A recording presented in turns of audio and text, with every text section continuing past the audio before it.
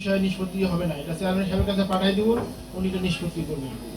পাশাপাশি আমি অফিসার ইনচার্জকে বলছি ইতিমধ্যে, আবারও তাকে বলবো, থানায় যদি এরকম কোনো অভিযোগ যায় যেগুলি গ্রাম আদালতের বিচার্য, উনি যেন সেগুলি সংশ্লিষ্ট আমাদের চেয়ারম্যান সাহেবের কাছে জানাই দেন, তারা যেন এটা সমাধান করে। আমরা চাই যার যেখানে এখতিয়ার, যার যেটা কাজ, সে যেন সেটা করে। আমাদের প্রত্যেকটা প্রতিষ্ঠানে যে সকল অভিযোগ পাওয়া যায়, মূল সমস্যা হচ্ছে প্রতিষ্ঠান যেটি যার কাজ করার কথা সেটি সেভাবে ঠিক মতো করতেছে না। এই আপনাদের সঙ্গে কথা বলতে বলতে একটা অভিযোগ আসছে আমার কাছে, ওটা মানুষজন বিভিন্ন বিষয়ে আমাকে অভিযোগ দেয়। কিন্তু উচিত প্রথম যে কাজ, যদি স্কুলে না যায় কোনো সহকারী শিক্ষক বা বাচ্চার সমস্যা হয়, প্রথমে আমাদের হেডস্যারকে জানাইতে হবে যে স্যার এই সমস্যা। হেডস্যার যদি সহযোগিতা না করে তখন আমাকে জানাবে। সব কিছু যদি আমার কাছে আসে তখন আমার জন্য সেটা বাড়ে না যাবে। আমরা চেষ্টা করব যার যেটা কাজ সে যেন সেটা কাজ করে, সুন্দরভাবে করে, সঠিকভাবে করে। ইউনো হিসেবে আমার দায়িত্ব সেইগুলি করা। কোথাও যদি কোনো অফিস ঠিকভাবে না চলে, কেন না চলে সেটা বিষয়ে পরামর্শ দেওয়া, সহযোগিতা করা। শুধুমাত্র সব ক্ষেত্রেই মানুষকে ধরা বা তার বিরুদ্ধে বিচার করা বা অভিযোগ দেওয়া বা তাকে শাস্তি দেওয়া, এটা কিন্তু উদ্দেশ্য নয়। অনেকেরই অনেক সমস্যা থাকতে পারে। এখানে যারা আপনারা আছেন, আমি যদি সুযোগ পেয়েছি কথা বলার, আমরা তো গ্রাম আদালত বিষয়ে জানলাম, পাশাপাশি আমাদের এই বিরল উপজেলা সীমান্তবর্তী হওয়ার কারণে এখানে মাদকের একটা ভয়াবহ অভিযোগ আমি পাচ্ছি এখানে আসার পর থেকে। আমার ইয়াং যুবক ভাই যারা আছেন এখানে বা বয়োজ্যেষ্ঠ যারা গার্ডিয়ান আছেন, এই বিষয়টা দেখেন, মানে একটা পরিবারে কেউ যদি মাদকের আসক্ত হয়, পুরো পরিবারে কিন্তু একটা অশান্তি।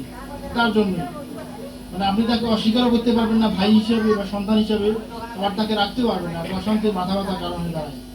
আমরা চেষ্টা করব আমাদের যারা যুবক আছে, যারা শিক্ষার্থী আছে, তাদের কোথায় যাচ্ছে, কার সঙ্গে মিশতেছে, এই বিষয়গুলো চোখে চোখে রাখার জন্য। কারণ সবার আগে ভুক্তভোগী কিন্তু আপনি। আমি চাই এখানে আপনারা আপনাদের দায়িত্ব পালন করবেন। আমাদের যদি আইন বাস্তবায়ন করার কাজ আমাদের ইউনো হিসেবে মোবাইল কোর্ট পরিচালনা করা হয় এসএলএনের মাধ্যমে, সেগুলি আমরা আমাদের দায়িত্ব থেকে আমাদের জায়গাতে আমরা কাজ করি। কিন্তু আমাদের মনে রাখতে হবে, মানুষের শুধু জেল জরিমানা করলেই সংশোধন করা যায় না। একজন মানুষকে পেলাম, তাকে 3 মাসের জেল দেওয়া হবে, কিন্তু যখন সে জেল খেটে আসবে তখন তার কিন্তু পরিজন আরো বড় হয়ে যাবে, সে আরো বড় করার চেষ্টা করবে। তাকে শাস্তি দেওয়ার মূল উদ্দেশ্য নয়, সে যদি সংশোধনে না হয় আপনি যতবারই তাকে শাস্তি দেন, জেল পাঠান, আমরা চেষ্টা করবো প্রতি পাড়া মহল্লায় যারা আপনারা আছেন, ওই পাড়া মহল্লাটাকে যেন কোনো ধরনের মাদক বা এরকম ধরনের কোনো সমস্যা না হয়, সেই বিষয়টা আপনারা সচেষ্ট থাকবেন, আমাদের সহযোগিতা। পাশাপাশি এখন আপনারা ধান কাটা সিজন প্রায় শেষের দিকে, আপনারা অনেক কষ্টে আপনাদের ফসলি জমিতে ধান ফলান, সেই ধানগুলি নিয়ে আসেন, কিন্তু এই জমি নিয়ে অনেক বিরোধ দেখা যায়। আপনারা আপনাদের গরু বিক্রি করে বা অন্য মূল্যবান জিনিস বিক্রি করে একটা জমি কিনে থাকেন, কিন্তু জমির কাগজপত্র না বোঝার কারণে, ভালোভাবে যাচাই না করার কারণে আপনি হয়তো একটা মামলাযুক্ত জমি, কিংবা আমি বা আমার বাবার সম্পত্তি, আমরা মনে করেন 4 ভাই, আমি হয়তো ভাগে 10 শতক পাই, আমার এক ভাই হয়তো সৌদি আরবে থাকে, আমরা 3 ভাই আছি গ্রামে, 3 ভাই 40 শতক বিক্রি করে দিলাম, আপনি কিন্তু কিনে নিলেন, কিন্তু আমার তো এক ভাই সৌদি আরবে থাকে, সে তো তার 10 শতক তো সে বঞ্চিত হবে না। ফলে ও যখন দেশে আসতেছে সে দ্বন্দ্ব লেগে গেছে, আবার একই কেনা জমি আপনাকে আবার কিনতে আসছে। এই বিষয়গুলি যেন না হয়, আপনারা আপনাদের কষ্ট অর্জিত টাকা দিয়ে ক্রয়কৃত জমি কিংবা উত্তরাধিকার সূত্রে প্রাপ্ত জমি, এই কাগজগুলো সঠিকভাবে সুন্দরভাবে গোছা রাখবেন, নিয়মিত খাজনা দেবেন। আপনি যদি আপনার কাজটা সুন্দরভাবে না করে যান, আপনার অবর্তমানে আল্লাহ না করুক আপনি যদি ইন্তেকাল করেন, আপনার ওয়ারিসদেরকে কিন্তু অনেক হয়রানির সম্মুখীন হতে হবে।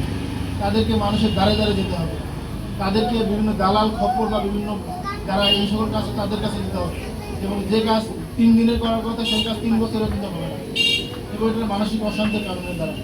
তো আমি যদি কথা বলার সুযোগ পেয়েছি, আপনারা এই কাজটা সংশ্লিষ্ট ইউনিয়ন ভূমি অফিসে যাবেন, ওখানে যেন কোনো আপনাদেরকে টাকা দিতে না হয় সেই বিষয়ে আমি নির্দেশনা দিয়েছি।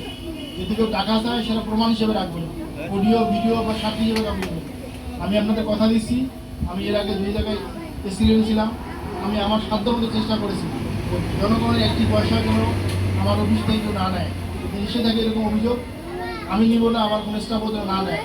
অনেক সময় আপনারা কিন্তু খুশি হয়ে জোর করে দিতে চান, এটা কিন্তু সমস্যা।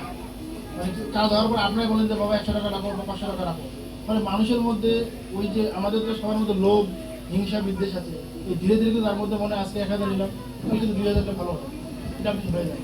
তো আপনারা চেষ্টা করবেন কোনো ধরনের টাকা পয়সা ছাড়াই সেবাটা নেওয়ার জন্য। তার কাছ থেকে কাগজ বুঝে নেবেন, কোনো সমস্যা হলে অসহযোগিতা করলে, টাকা চাইলে, হয়রানি করলে সেটা আমাকে জানাবেন প্রমাণ সহ। এটা আমাদের অনেকের মধ্যে প্র্যাকটিস আছে, হয়তো আপনার কাগজে ভুল বা কোনো সমস্যা